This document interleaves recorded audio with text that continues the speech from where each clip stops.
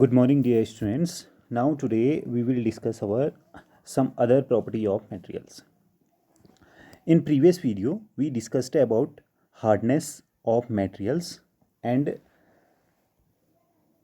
appearance of materials.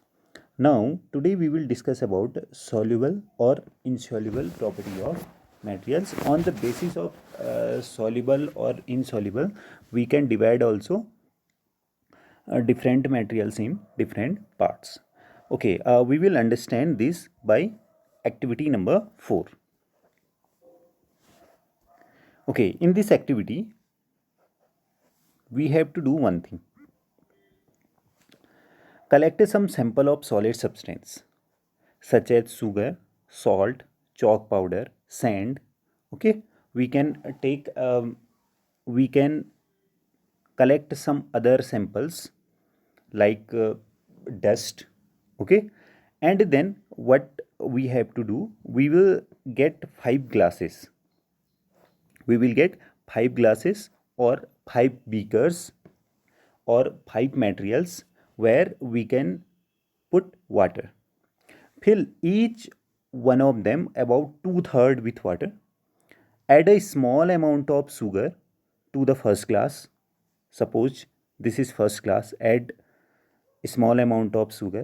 In second glass, add salt to it. In third glass, add chalk powder. In fourth glass, add sand. Okay, like that. Then we stir the contents for few minutes and wait for few minutes. Now observe what happens to the substance added to water. You will observe that some substances have completely disappeared or dissolved in water. We say that these substances are soluble in water and other substances do not mix with water and do not disappear even after we stir for a long time. Then we say these substances are insoluble in water. ठीक है, आप लोगों की बात समझ में आ रही होगी. मैं ये कह रहा हूँ कि आप कोई भी कंटेनर ले लीजिए, इस तरीके से 4-5 कंटेनर ले लीजिए, ठीक है, या ग्लास ले लीजिए. ठीक, अब इसमें आप क्या कीजिए, इसमें हम लोगों के लिए सबसे आसान अभी वाटर है. हम लोग इसमें पूरा वाटर डाल देते हैं. ठीक है, ऑलमोस्ट 2/3 इसका हम क्या कर देते हैं, वाटर से फिल कर देते हैं. देन हम लोग क्या करें, कुछ चीज़ें इकट्ठा कर लें, कुछ सब्सटेंस इकट्ठा कर लें like sugar, salt, chalk powder, sand, like that. अब हम क्या करें, फर्स्ट में शुगर डालें, दूसरे में सॉल्ट डालें, तीसरे में सैंड डालें. देन हम लोगों को क्या दिखेगा, और हम इसके बाद इसको घुमा लें अच्छी तरीके से और थोड़ी देर के लिए उसको छोड़ दें. देन वी विल ऑब्जर्व कि जो शुगर है वो कम्प्लीटली डिसअपेयर हो जाता है, सॉल्ट है वो कम्प्लीटली डिसअपेयर हो जाता है. लेकिन जब इस वाटर में हमने सैंड मिलाया था वो कम्प्लीटली डिसअपेयर नहीं हुआ. तो जो भी मटेरियल वाटर में डालने पे कम्प्लीटली डिसअपेयर हो जाते हैं तो ऐसे मटेरियल्स को हम सॉल्यूबल मटेरियल्स बोलते हैं. और जो मटेरियल वाटर में डालने के बाद कम्प्लीटली डिज़ोल्व नहीं होते हैं या डिसअपेयर नहीं होते हैं, हम उनको इनसॉल्युबल सब्सटेंस बोल देते हैं. इनसॉल्युबल सब्सटेंस इन वाटर बोलेंगे. ठीक है, दोबारा से मेरी बात को ध्यान से समझ लो. आप लोग सपोज ये आपके पास टेबल है, यू कैन राइट हेयर. जैसे यहाँ पे सॉल्ट के लिए लिखा हुआ है salt disappear completely in water. It means that इसका मतलब क्या हुआ, इसका मतलब ये हुआ कि दीज सब्सटेंस यानी this substance salt is soluble in water.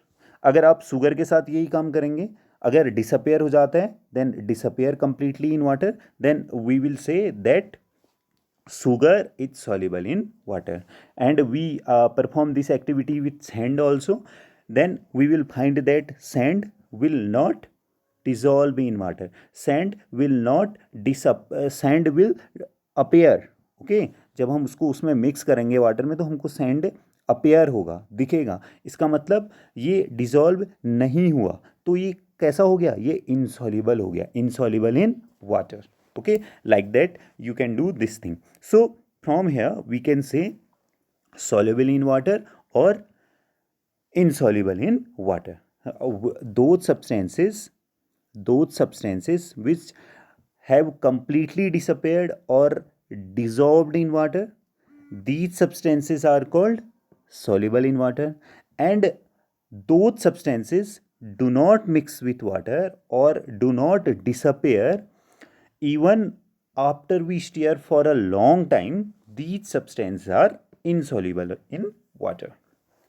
Okay, now one very important thing is also there. In our body, water plays very important role to functionating our body, because water dissolve a large number of substances. That's why our body functioning very good. Okay, now activity number 5. We have activity number 5. In this activity, we have to collect some other liquids like vinegar, lemon juice, mustard oil, coconut oil, and kerosene. Okay, then what we have to do?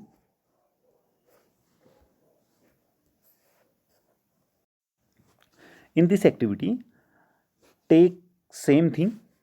Okay, आप कुछ container ले लीजिए इस तरीके से 1 2 3 4 5 like that.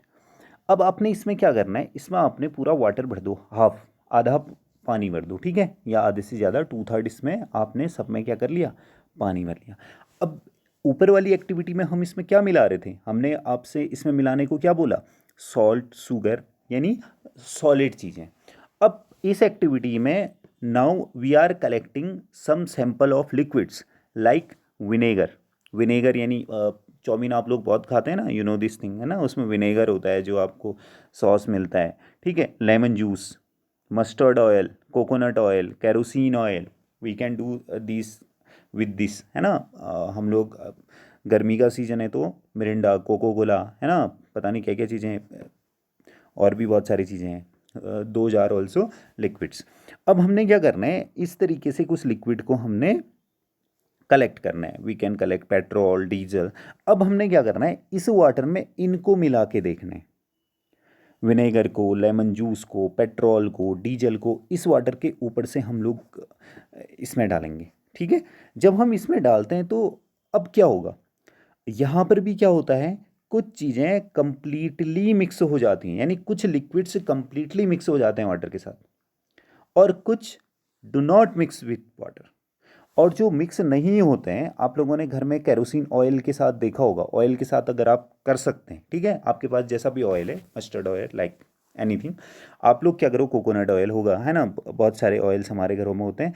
तो जब आपने ये वाटर डाला, देन आप उस पर ऑयल डालो, do this thing and check क्या हो रहा है, क्या वो कंप्लीटली सॉल्युबल है या नहीं है. ऑब्जर्व दैट थिंग, ठीक है. आपको डायरेक्ट बता के नहीं होगा, आप जब उसको खुद से ऑब्जर्व करोगे, that will remain in your mind for ever.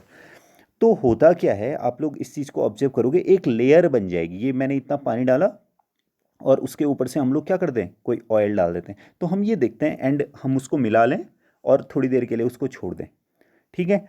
पहले अच्छे से उसको मिक्स कर लो, मिक्स करने के बाद उसको थोड़े टाइम के लिए छोड़ दो.